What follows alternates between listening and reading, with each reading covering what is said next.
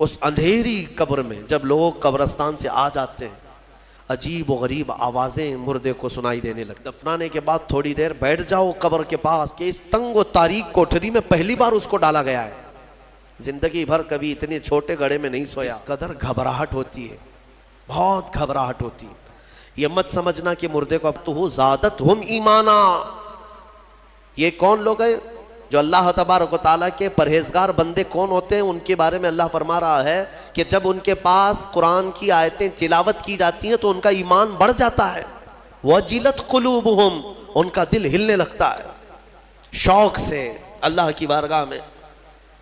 हज़रत इमाम आज़म अबू हनीफा रहमतुल्लाह तआला अलैह मगरिब की नमाज के लिए हाजिर हुए। सिर्फ कारी कुरान ने इदा ज़ुलज़िलतिल अर्दु ज़िलज़ालहा ये सूरह पढ़ी, इतना रोने लग गए, इतना रोने लग गए। उसमें क़यामत का जिक्र है कि याद करो किस चीज़ को, जब ज़मीन हिला दी जाएगी, वाख़रजतिल अर्दु अस्क़ालहा, और ज़मीन के अंदर की सारी बोझल चीज़ें निकाल दी जाएंगी बाहर, ज़मीन सब उगल देगी। और सूरह क़ारिआ में अल्लाह ने फरमाया यौम यकूनुन्नासु कल फराश, लोग उस दिन पतंगों की तरह होंगे, उड़ रहे होंगे।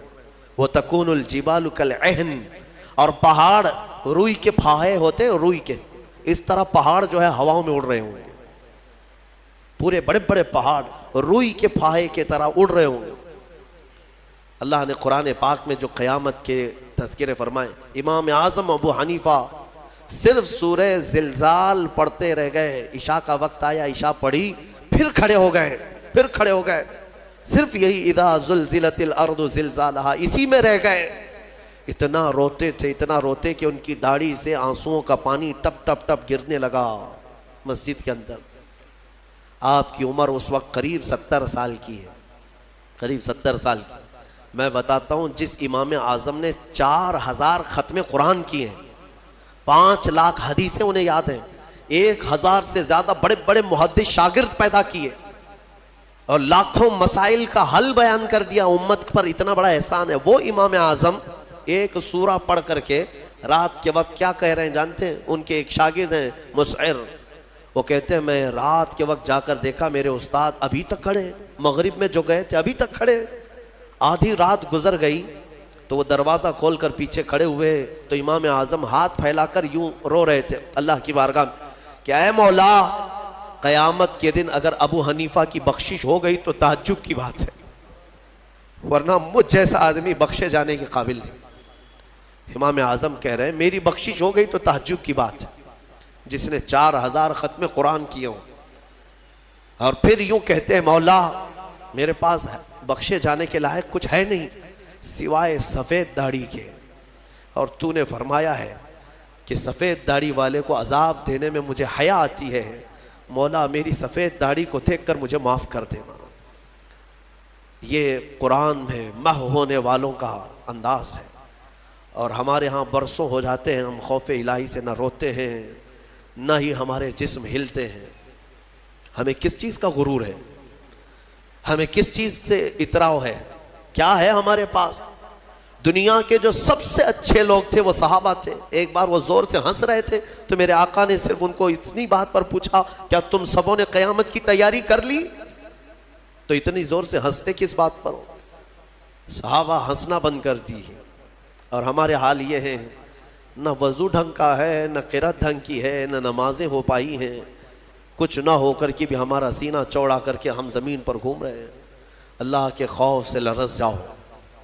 और कुरान अज़ीम की तिलावत जो बंदा करता है कसरत से, अल्लाह ताला का वो ऐसा महबूब होता है, ऐसा महबूब कि आप देखना मौत के वक्त भी उसके चेहरे पर नूर तारी हो जाता है। हाँ, उसके लबों पर मुस्कुराहट होगी। कुरान कसरत से पढ़ने वाले की रूह आसानी से निकाली जाती है। इमाम अहमद बिन हम्बल बड़े इमाम हैं, फरमाते हैं नज़ा क्या वक्त था इनके, और इस वक्त से कोई बाहर आता नहीं, लेकिन अल्लाह तबारक व तआला जिसे चाहे मौत के मुंह से निकाले। उनके साथ ऐसा हुआ कि करीब मौत का वक्त आ गया और सांस जो है फड़कने लग गई, हल्की हल्की हो गई, लगता कि अब रूह निकलेगी, तब रूह निकलेगी। उसी असना में वो कहते हैं कि शैतान करीब आ गया, शिद्दत की प्यास लगी थी। और शैतान, किसकी बात कर रहा हूँ? इमाम अहमद बिन हम्बल की।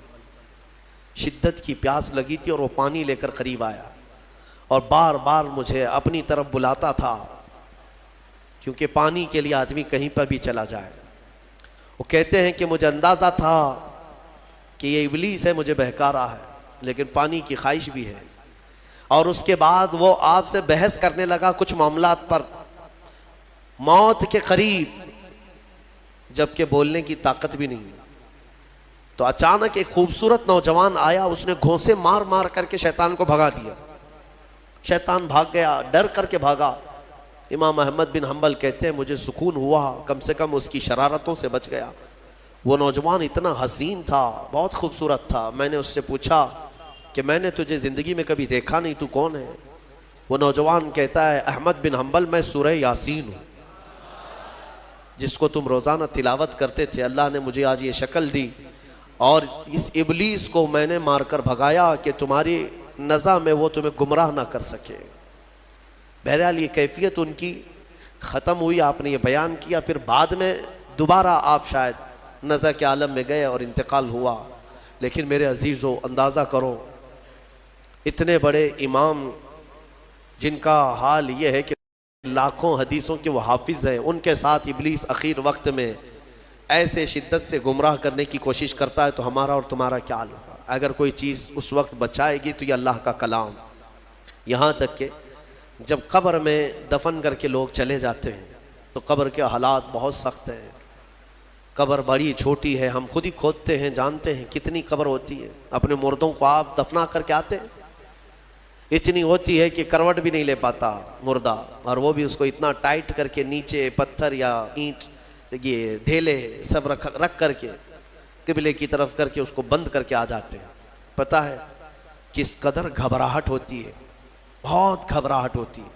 ये मत समझना कि मुर्दे को अब कुछ पता नहीं चलता। यहाँ तक कि हदीस में है तुम्हारे चलने के चप्पलों की आवाज़ तक वो मुर्दा सुनता है। बोलने की आवाज़ तो छोड़े, चलने की आवाज़ भी वो कब्र में सुनता है। हर चीज़, जिंदों के कानों से ज़्यादा कान उसके तेज़ सुनाई देता है उसको। और जब लोग छोड़ करके जा रहे होते हैं, वो इस कदर घबराहट का शिकार होता है कि इस तंग व तारीक कोठरी में पहली बार उसको डाला गया है। जिंदगी भर कभी इतने छोटे गड्ढे में नहीं सोया। हाँ, अब हुजूर पाक सल्लल्लाहु अलैहि वसल्लम ने फरमाया है, रिश्तेदारों को भी कहा है कि दफनाने के बाद थोड़ी देर बैठ जाओ कब्र के पास कि उसकी घबराहट कम हो। लेकिन कौन बैठता, कौन है? सबको अपनी जल्दी है। अजीज लोग भी नहीं बैठते, निकल आते हैं। भाई हों, बाप हों, बेटे हों, सब निकल करके आ जाते हैं, इल्ला माशाअल्लाह। लेकिन उस अंधेरी कब्र में जब लोग कब्रस्तान से आ जाते हैं, अजीब व गरीब आवाज़ें मुर्दे को सुनाई देने लगती हैं, ज़मीन हिलने लगती है और दोनों जानिब से दबाती है ज़मीन। मेरे आका सल्लल्लाहु अलैहि वसल्लम ने फरमाया इन्ना दग़तल क़ब्र हक़्क़ुन, कब्र का झटका देना हक है, हर एक के साथ होगा। सहाबी रसूल साद बिन मुआज के बारे में हुजूर ने फरमाया उनको कब्र दबा रही थी। कब्र सबको दबाएगी, लेकिन कुछ को ऐसे दबाएगी कि उनकी हड्डी पसलियां अलग हो जाएं, और कुछ को मोहब्बत से दबाएगी। लेकिन फरमाया कि कब्र जो है उस वक्त अंधेरी और फिर अजीब व गरीब आवाज़ें, तन्हाई अलग, कोई नहीं है करीब, कोई नहीं है। उस वक्त कुछ लोगों की कब्र में ऐसा है कि अचानक एक नूरानी शक्ल का नौजवान सिराने के पास आकर बैठता है और कहता है मैं तेरा दोस्त हूँ, तू घबरा मत, मैं तेरी दोस्ती निभाने आया हूँ। मुर्दा पलट करके देखता है, पूछता है तू कौन है? तो कहता है मैं अल्लाह का कलाम कुरान पाक, कुरान मुक़द्दस रफ़ीक बनकर, अनीस बनकर कब्र में आता है। मेरे अजीज़ों, इस कुरान से मोहब्बत करो, इस कुरान से मोहब्बत करो। मुझे अफसोस होता है रमज़ान में भी कुछ लोग ऐसे हैं जो कुरान सुनना नहीं चाहते। उनको साल में एक बार ही तो मौका मिलता है, इन मौक़ों को भी गंवा देते हैं। बाज़ारों की जीनत बने रहते। बाज़ार कितने बाज़ार करोगे, कितने, साल भर तो बाज़ार खुला है, क्या ये तरावी फिर रमज़ान के बाद मिलने वाली है? ज़ाया कर देते हैं। एक तो तुम हाफिज़ कुरान हो नहीं, कुरान घर में पढ़ते नहीं। एक हाफिज़ तुम्हारे यहाँ आ गया, सुनाने के लिए अल्लाह का कलाम, उसके लिए भी पीछे भाग जा रहे हो। तो गोया कि तुम कुरान के साथ बहुत नाइंसाफी कर रहे हो। कुरान को पीठ पीछे डाल चुके, उसके हुकूक नहीं अदा करते। घरों में जाकर के देखो तो बहुत ऊंचे ताक पर उसको रख दिया है। कुरान पर तो इतनी धूल जमा होती है कि उतनी धूल न फ्रिज पर न टीवी पर। टीवी और फ्रिज और वॉशिंग मशीन तो रोज साफ हो जाते हैं, कुरान पाक पर हाथ भी नहीं लगता। क्यों? कुरान के साथ ये दोहरा सलूक है। यही तो है मेरे अजीजों, दर से कुरान अगर हमने न भुलाया होता, ये ज़माने ने ज़माना न दिखाया होता। शायर ने बहुत अच्छे अंदाज में कहा, दर से कुरान को अगर हमने न भुलाया होता, ये ज़माने ने ज़माना न दिखाया होता। ये सारे हमारे अंदर हैं। उठो, आज भी तुम्हारे पास वक्त है, कुरान को पढ़ो, सीखो। और मैं कहता हूँ आज के दौर के मुसलमान, सख्त पकड़ होगी तुम्हारी। तुम्हारे पास ये उज़्र भी नहीं है कि अल्लाह की बारगाह में कहेंगे कि मौला पढ़ाने वाला कोई था नहीं, सीखने का कोई जरिया था नहीं। आज तुम्हारे हर एक के हाथ में मोबाइल है, कुरान है, सैकड़ों कारियों की क़िरात है। इंटरनेट सिर्फ गाने सुनने के लिए नहीं, कुरान सीखने के भी वहाँ जरिए मौजूद हैं। पूरे पूरे आलिम बनने के मदरसे चल रहे हैं ऑनलाइन, कुरान पढ़ाने वाले पढ़ा रहे हैं। लेकिन अब उज़्र तुम्हारे पास कुछ भी नहीं रहेगा। क्या कहोगे? क्या कहोगे कि हमारे यहाँ कोई आलिम नहीं था, कोई हाफिज नहीं था, पढ़ने का मौका नहीं मिला?